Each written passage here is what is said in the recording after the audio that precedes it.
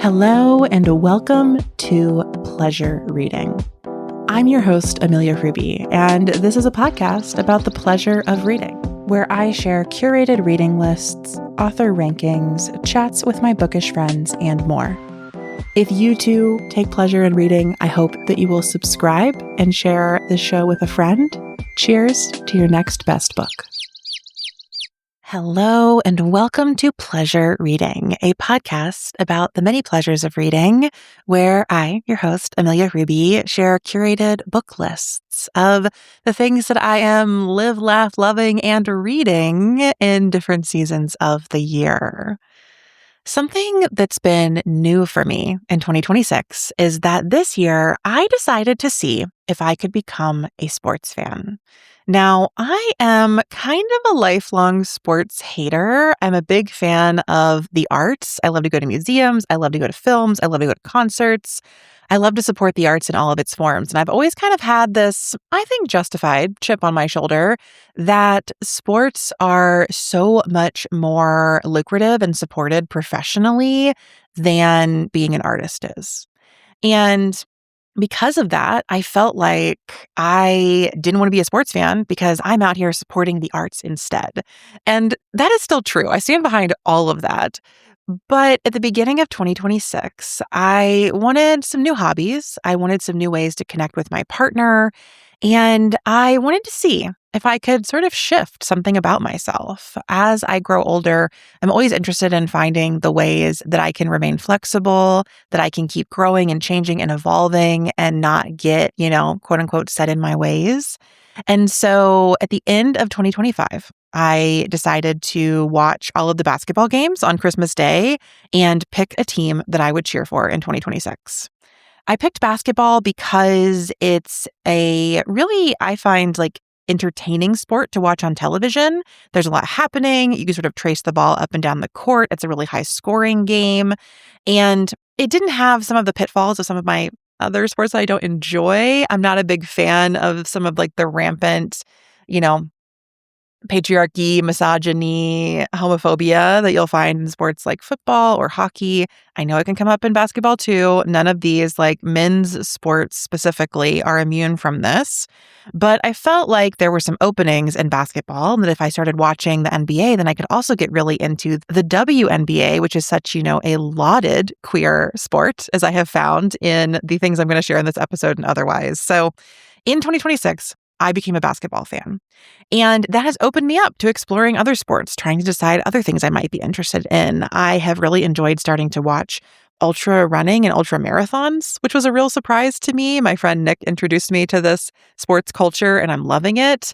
I tried to watch the World Cup this summer. It didn't quite do it for me. I found it really hard to follow. The games were so long. They took so much time. So I don't think soccer is for me, but I will keep trying. And I found that my newfound interest in sports really impacted my love of reading and what I wanted to read this year. And so this summer, I have been knee-deep in reading Sapphic sports romance because sports romance is a whole genre that I have largely ignored because I didn't like sports.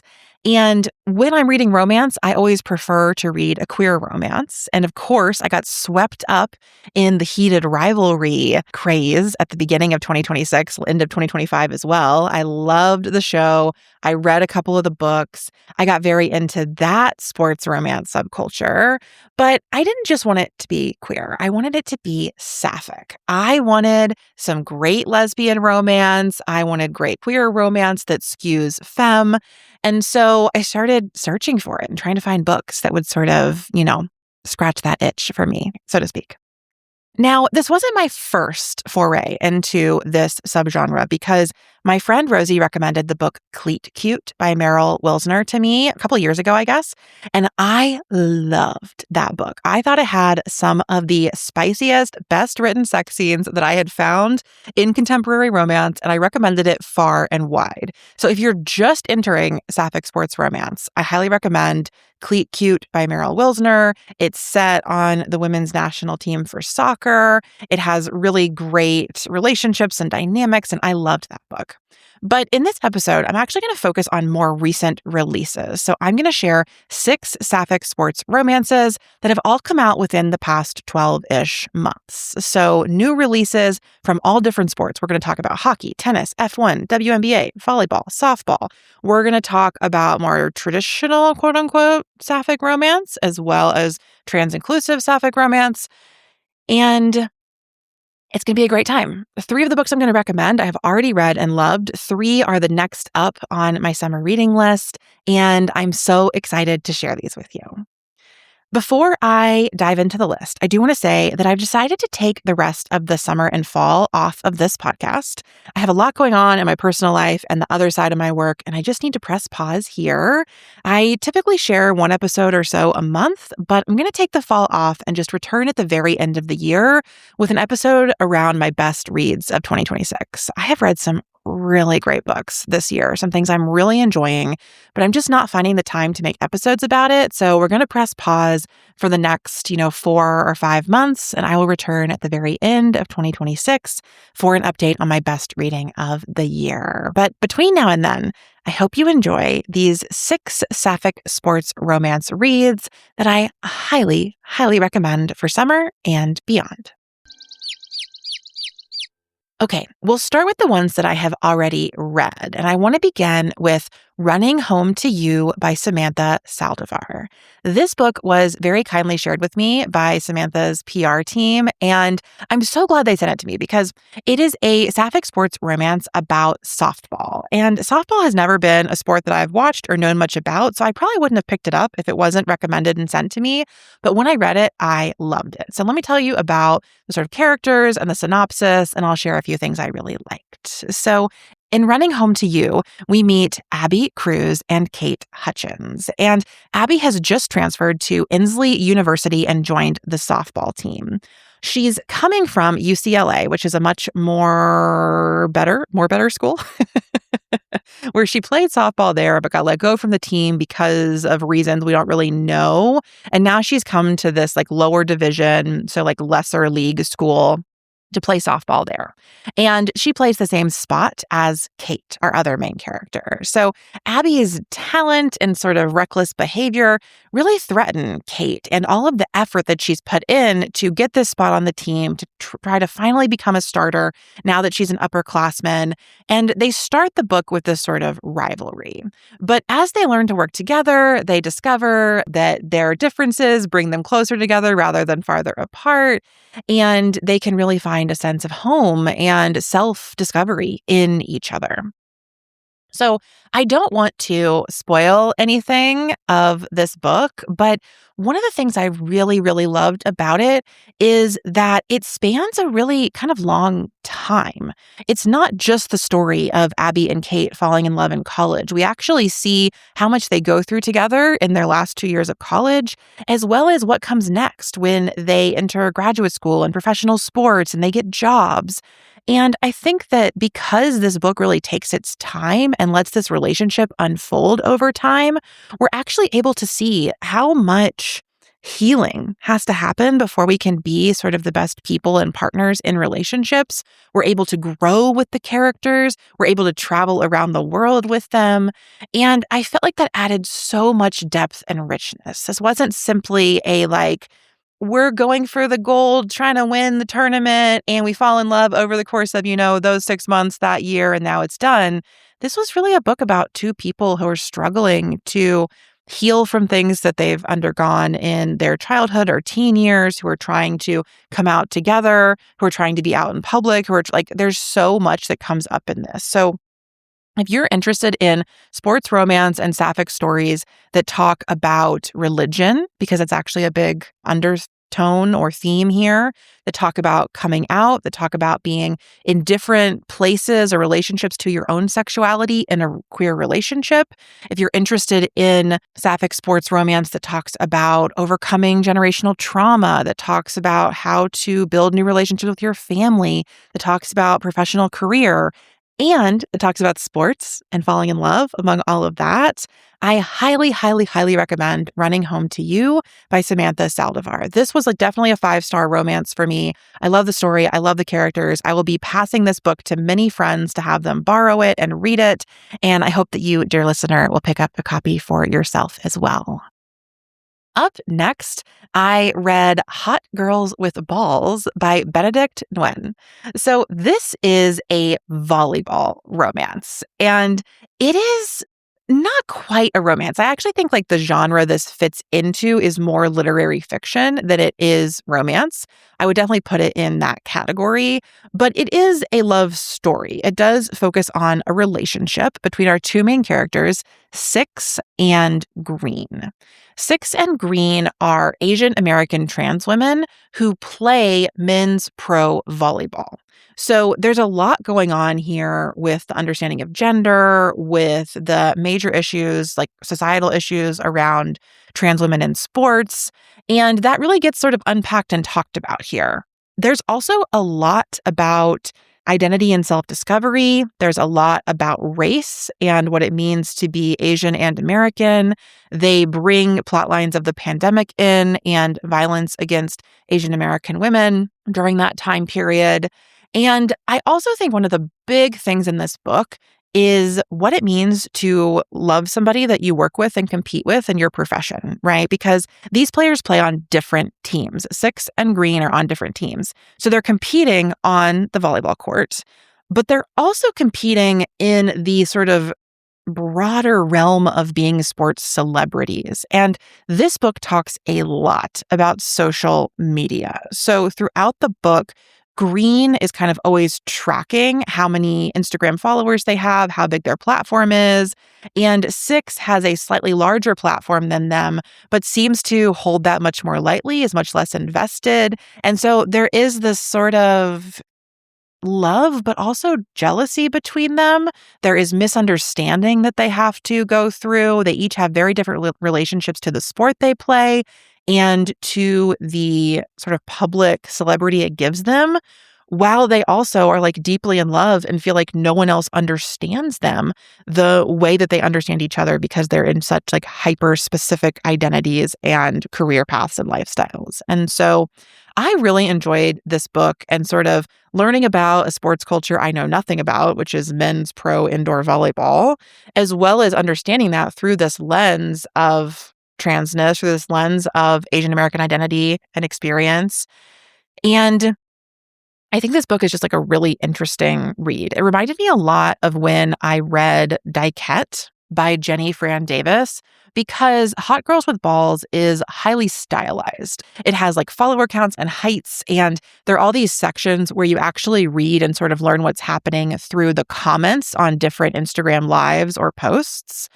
And if you don't like that kind of stylized prose, you might not enjoy this book. But I love when books really get into people's jobs, especially when sports and social media is the job. So this is definitely a Sapphic sports romance, but through this lens of sport as a profession and how social media intersects with that as you try to build a lifelong career out of being a professional athlete, which is not something you can do for your whole life because athletes get older and age out of their sport. So I really enjoyed Hot Girls with Balls. Highly recommend it. Great read, fast read, really interesting and has a lot to say. And it's also just really enjoyable, even while speaking to, I think, really kind of intense societal themes. So again, highly recommend Hot Girls with Balls by Benedict Nguyen. Up next, the most recent book I have read is Rooting Interest by Kat Disabato. This is an 831 Stories romance. That is a romance publisher who produces these kind of short and sweet romance novellas. They all seem to be under 250 pages. If you've seen them, they all have the same sort of cover style, just in different colors. And this one is all about the WNBA. So in Rooting Interest, our two main characters are Jennifer Felix, who goes by Felix, and Natalie Sapsky, who goes by CZ, or Natalie, depending on whether she is on or off the court. And Felix is a sports reporter who has spent her entire life trying to become like a lead reporter for the NFL. She is a football fan. She wants to cover the NFL, but that's a very hard gig to get for a queer woman. And so at the beginning of this book, she's actually just been pulled off of her NFL beat to cover WNBA All-Star Weekend. And she's feeling frustrated because she felt like she earned that NFL beat, and now she's being put on the WNBA. She thinks because she's a queer woman and her boss and editor is basically saying, like, obviously a queer woman should cover this, so you have to do it. And as she goes to do that, she finds that she's like really taken by the WNBA. She feels at home there. Instead of having to like hide herself and her identity to report on football, she gets to embrace and be herself among the many queer women and elders in the WNBA, both like the players and the sports culture, as well as the fans and the fan culture. And so throughout the book, we see Felix and Natalie get to know each other. It starts off rocky. Because it's a romance, you know they're going to fall in love, but I won't say any more about how that happens. I also think it had some really beautiful things to say about sports, which, you know, as a new sports fan, I have previously been very skeptical about reading sports romance, as I've said. I've been skeptical when people say, you know, all these reasons they love sports and why they're so great and such a great part of culture. But I really liked how Kat Disabato wrote about sports in this. And I wanted to share a quotation from about a quarter of the way into the book where she talks about where Felix is talking about why she loves sports so much. And she says this: "It's one of the things I love best about sports. How on any given day, something totally unexpected and magical and beautiful can erupt from someone's body. At any moment, something really fucking good can happen." I loved that, and just really reminded me of watching the NBA and the NBA playoffs this year. It reminded me of watching some breakout players in the WNBA this year, and I just loved it. So highly, highly recommend Rooting Interest by Kat Disabato. Now, the next 3 books I have not read yet, but they are up next on my Sapphic Sports TBR. This is what I'm going to be reading all summer, so they will definitely be on my list and get read sometime in August. But the first one of those is Stick Around by Eliza Lenski. This is a Sapphic hockey romance. So if you loved Heated Rivalry and you want the Sapphic lesbian version, this is for you. Let me read you the synopsis real quick. Reese Marlowe knows the rules of sports journalism. Keep it professional, stay impartial, and absolutely never fall for an athlete. Especially not someone like Dani Callahan, Boston's golden girl and hockey's reigning queen of charm. Reese learned that lesson the hard way in college, which is why she's made it her mission to focus on her career and not the player who got away. It's been 15 years since Reese and Dani last saw each other, but time hasn't dulled the chemistry or the pain of their breakup. She's determined to keep things professional, even when covering Dani means constant proximity and memories she thought she'd outgrown. Reese has worked too hard to be distracted by a rekindled romance. But as their witty banter gives way to late-night conversations, she starts to wonder if love and Dani might be worth the risk. So this is a second chance romance set in the hockey world. As you just heard, it's a sports journalist and an athlete, similar to Rooting Interest, but this time it's set in the world of hockey. And I'm really excited to read Stick Around by Eliza Lenski. After that, I will be picking up Set Point by Meg Jones, which is a tennis Sapphic romance. I believe this is actually like the 3rd book in a series of sports romances that Meg Jones has written, but I think it's the only Sapphic one in that series, so it's where I'm going to start. And let me read the synopsis of this enemies to lovers romance for you. Nothing fades faster than a former prodigy, and Inez Costa is dangerously close to disappearing. Once queen of the court, Inez is now limping through qualifiers. And after losing her biggest sponsor to Chloe Murphy, the sport's fiery new favorite, she and her bank account are running on fumes. Chloe, known as much for her talent as her temper, is a top seed for the upcoming U.S. Open. But thanks to broken rackets, code violations, and the inability to play well with others, her favorite status is slipping away. Things aren't going well, but when Inez and Chloe are forced to share the same side of the court and things surprisingly don't implode, Chloe makes an offer. She'll fund Inez's journey to the U.S. Open, but only if Inez agrees to be her hitting partner and teach her to keep a level head. It's supposed to be strictly business, but somewhere between practice drills and tour stops, the line between rival and something more begins to blur. With a trophy in sight and emotions running high, will their romance double fault at set point? Okay, I'm realizing I need to learn some tennis lingo here because I don't know what double fault means and I don't know what set point is. But that's what I love about sports romances. I do learn about the sport as I read the things. It can be fun to read one about a sport you know a lot about, but also to read one about a sport you know very little about. So I'm really looking forward to set point. I love that this is two athletes. So they are competitive. They'll be competing against each other. But it also sounds like it brings in some of like the very real realities of what it means to be a professional tennis player. Again, that's what I'm really finding that I love about sports romance is that it's about the sports, but also about like how being a professional athlete works, which is something I have not known a lot about.